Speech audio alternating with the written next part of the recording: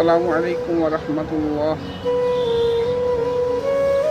জীবনের উৎসলতা ও বোকামির কারণে আজকে বোকামি ও উৎসলতা মাসুল দিতে দিতে চিটাগং টু ঢাকা নারায়ণগঞ্জের কোর্টের বারান্দায় জীবনটাই অতিষ্ঠ হয়ে গেছে।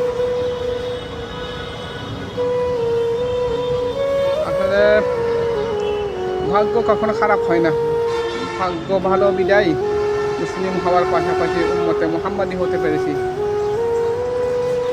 জীবনে যা টুকিটাকি কষ্ট এগুলি হয়তো জীবনের নিজের ভোগ, পাপের কর্মফলের ভোগ অথবা আল্লাহ তাআলার পরীক্ষা,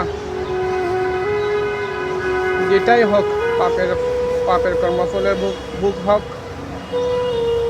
আল্লাহ তাআলার পরীক্ষাই হোক, এগুলোর মধ্যে দিয়েই জীবনটাকে চালিয়ে নিতে হবে।